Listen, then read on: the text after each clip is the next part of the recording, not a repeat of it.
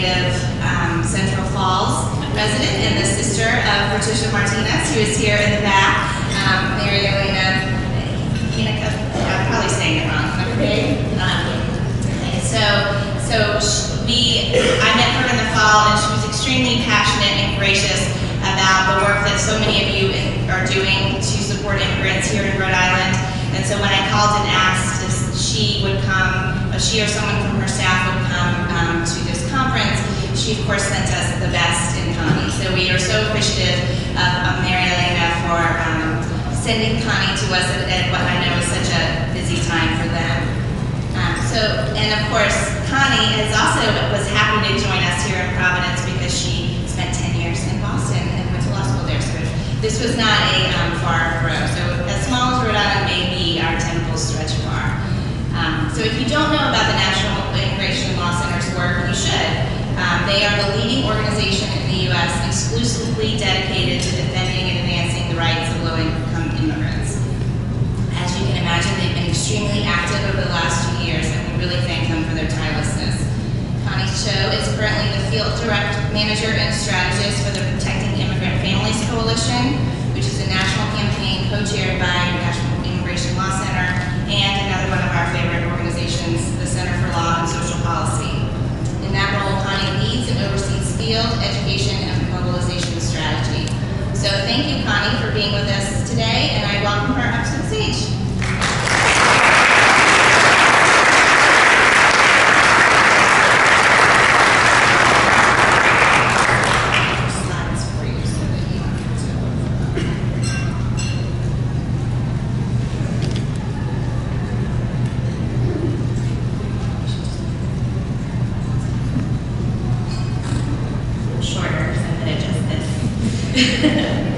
Good morning, everybody. Good morning.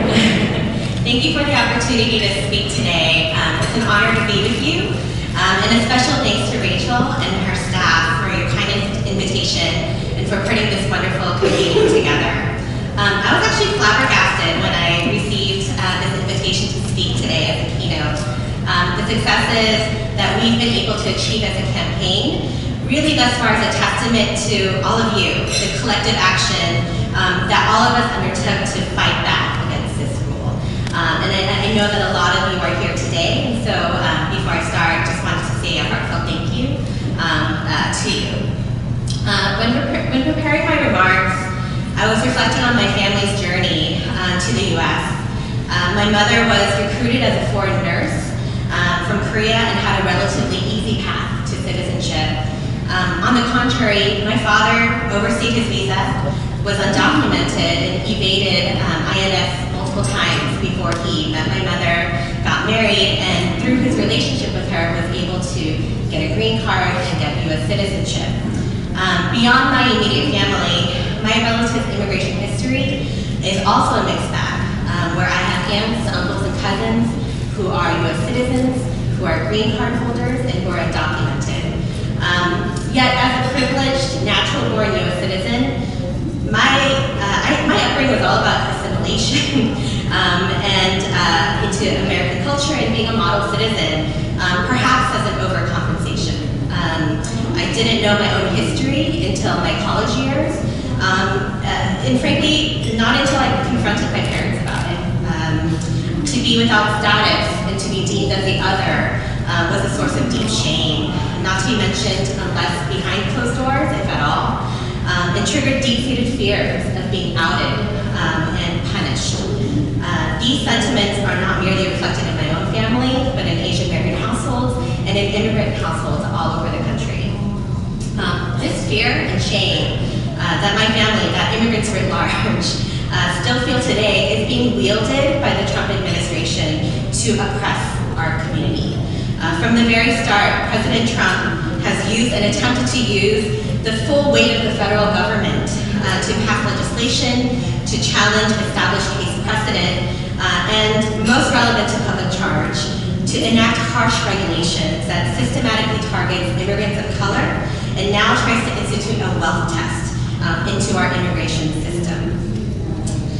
The National Law Center, which works at the intersection of race, class, and immigration status, has had to respond to an overwhelming number of crisis levels, requests for assistance since 2016, since the elections, from many who are concerned about what is this new political reality that we're living in, and what does it mean for immigrants and refugees and their families. And I'm sure that several of you in this room have also had to respond to these same crises. Our community's concerns are well-founded when you take into consideration how our country's immigration policies are radically changing before us.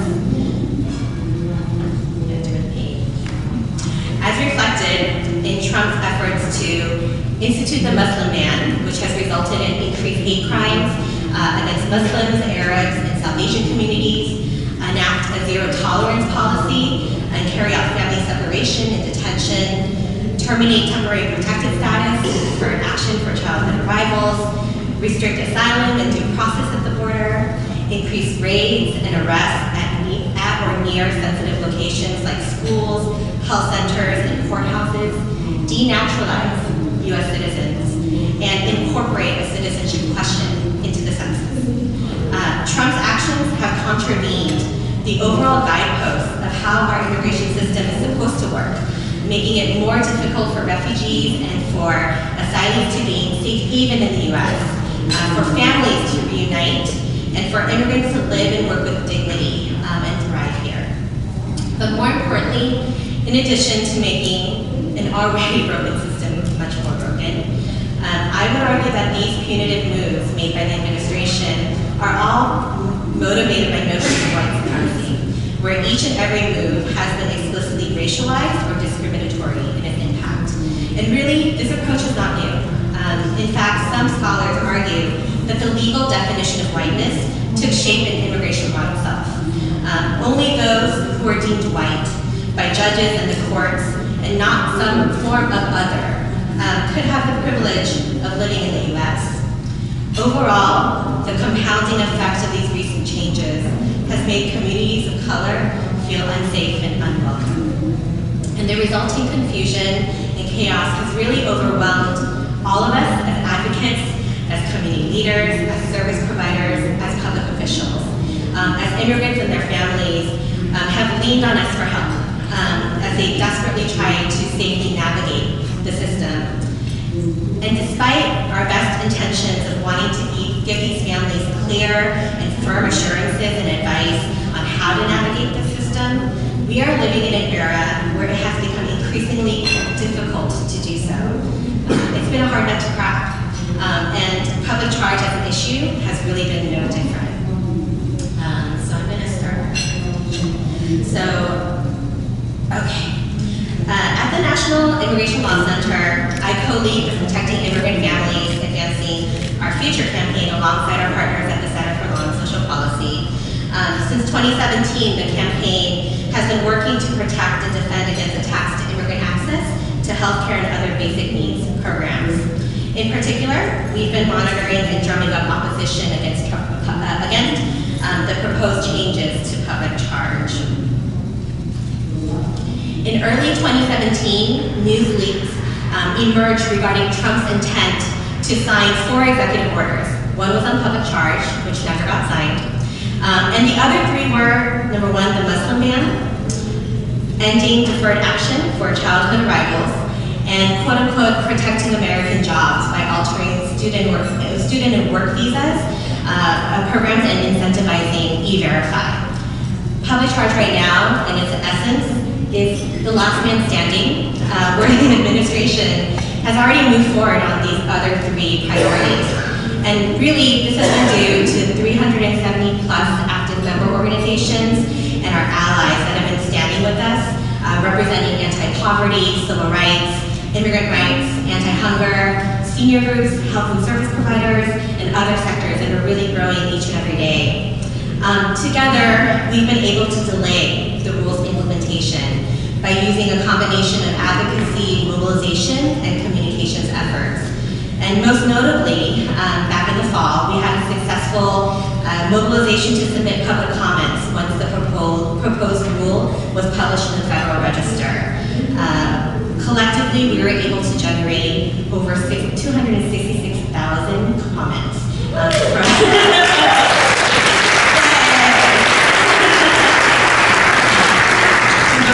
Individuals and organizations, a record for the Department of Homeland Security.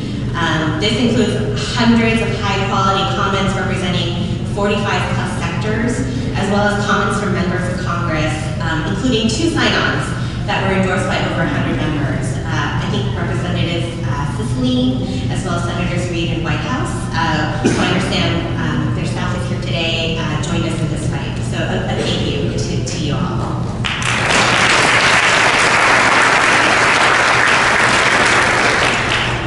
So before I talk about the current state of play, I'll talk about some nuts and bolts with regards to public charge. The public charge test has been a part of federal immigration law for over 100 years and was narrowly applied to identify people who might be primarily dependent on the government as their source of support.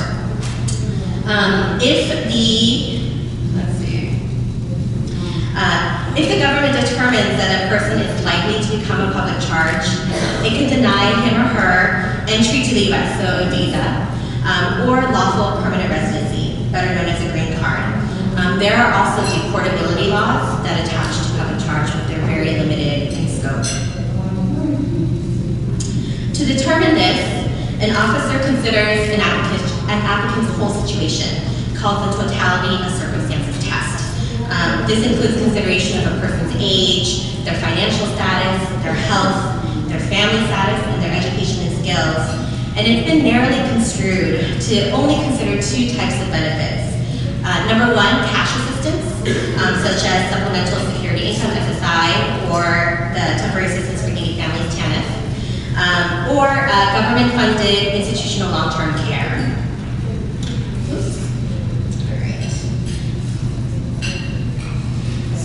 Some immigrants, as you'll see on this list, are exempt from the test. This includes naturalized citizens, refugees and asylees, and survivors of domestic violence and other humanitarian immigrants. So now, the Trump administration seeks to change this rule dramatically as it's applied here for those seeking green cards in the U.S. And just to flag, last January, there were already changes to the way the public charge is implemented abroad, and there's already been some severe impacts. The Department of State actually recently came out with numbers showing an increase of 300% initial denials based on public charge for fiscal year 2018. So some of these top line changes would be, and you'll see them broadly listed here, and I'll go over them one by one. Changing that definition of public charge to apply to anyone who is primarily dependent to someone who receives one or more public benefits. There's also disturbing changes to that totality of circumstances test that I mentioned, including providing significant negative weight to children and seniors, to persons with limited English proficiency, to those with poor credit history, limited education, or a large family. And really, there's only one positively weighed factor, which is having an income, a household income of more than 250% of the federal poverty guideline.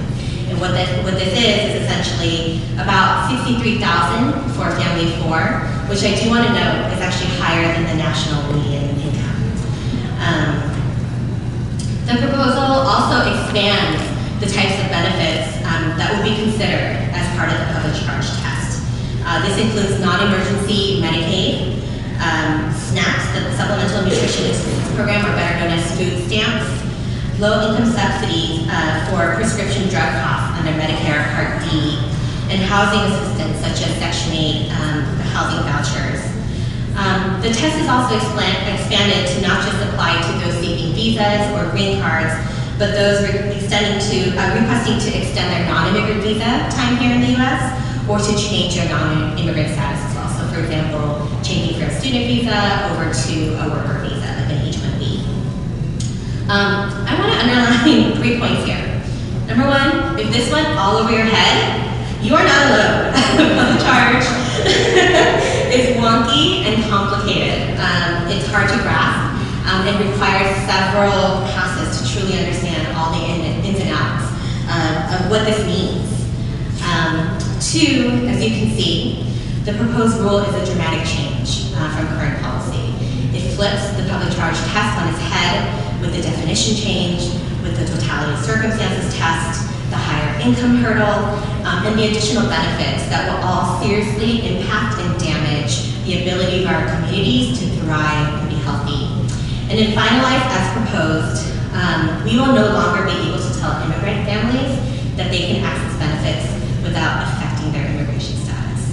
And really, we'll be losing a bright line test.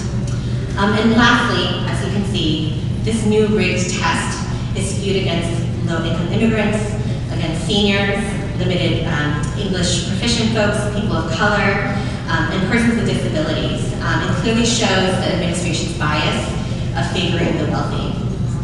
So both of my parents were actually limited English-proficient, low-income, and came from large families. And if my family tried to migrate today, I don't think we'll pass muster.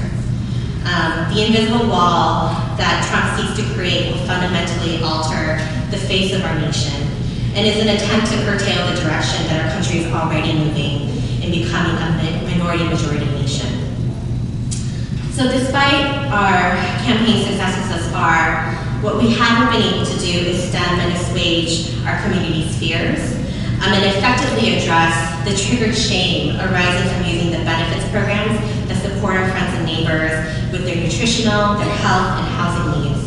Each news leak, each policy development since early 2017 has chilled community participation in these programs, both cash and non-cash, and at the federal, state, and local level across the country. And when coupled with the confusion of what the rule does itself, it's been really, really hard as a campaign to navigate these waters. In the proposed rule, the federal government estimated that 382,000 people would only be affected by the rule change. And this contrasts with what our partner Manat Health says. They estimate that 26 million people, including 9.2 million children, would be potentially chilled from seeking benefits that they're otherwise eligible for. Moreover, our research partners have found that there would be a disproportionate impact on communities of color, primarily impacting Latino, Latinx, Asian, and Black immigrants. But these numbers don't fully make real the harm that the administration's rhetoric and policy movements are having on immigrant families. Their health, emotional well-being, and economic stability are being fundamentally impacted every day. Over the past year, since I've joined the organization, I've heard detailed accounts of the egregious effects that the rule has already had. People are foregoing cancer treatment, moms are returning their breast pumps, and parents are pulling their children out of school lunch programs because of this proposed rule. And we're hearing the same impacts writ large from our advocacy and research allies, with official findings of declining participation in Medicaid, in WIC, and in food stamp programs. And it hasn't mattered whether people have been entitled to such benefits and or whether they're exempt from the public charge test itself. I want to note one particular story that I heard from North Carolina.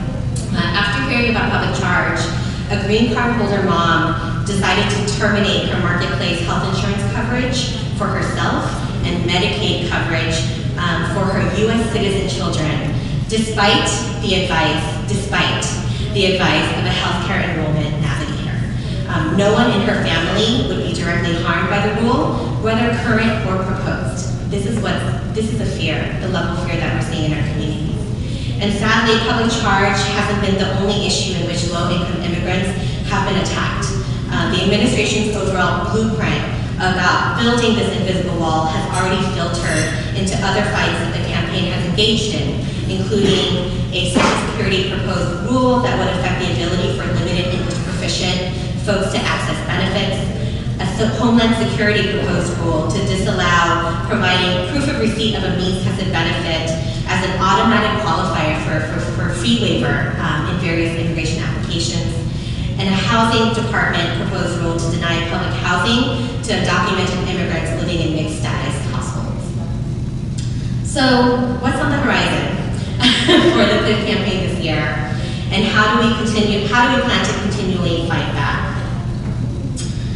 For public charge, over the next few weeks and months, we are expecting the administration to finalize the proposed rule. The campaign is preparing to provide you with a summary of what the final rule looks like, talking points, and community-facing documents. Overall, we have 3 priorities this year. Priority 1, we want to combat and document the chilling effect resulting from Trump's agenda, and to empower immigrants and their families to make informed and accurate decisions for themselves in their immigration pathway and in accessing basic needs programs. Priority 2, we want to block, delay, and mitigate the impact of the public charge rule. And priority 3, we want to build power and support for an affirmative vision forward.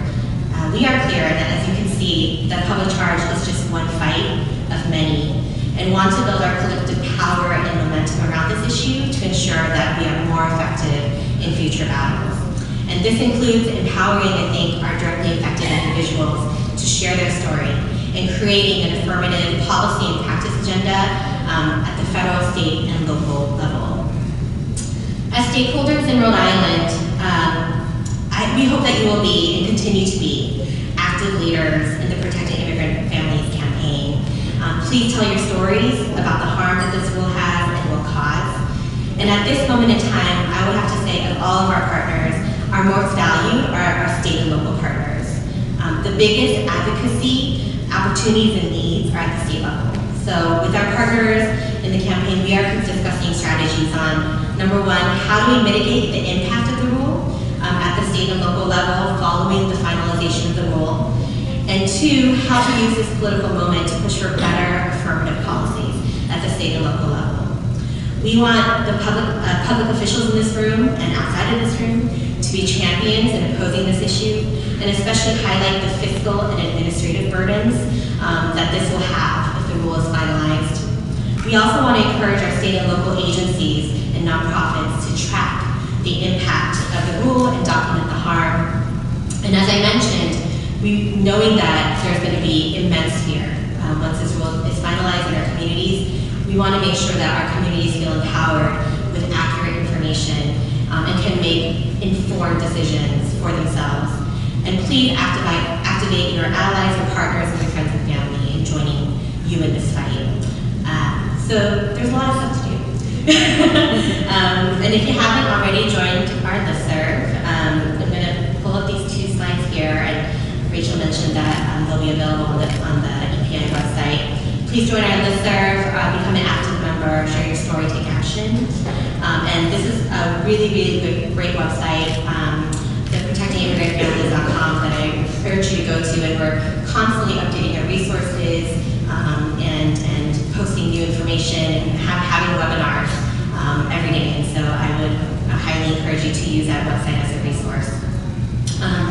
So in closing, at the National Immigration Law Center, we believe that we should all have an opportunity to thrive and fulfill our full human potential, regardless of our race, gender identity, where we were born, or how much money we have.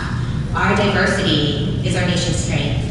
So please join us in our work to defend our Constitution, fight for the soul of our nation, and redefine who is worthy of being an American. Thanks again for the opportunity.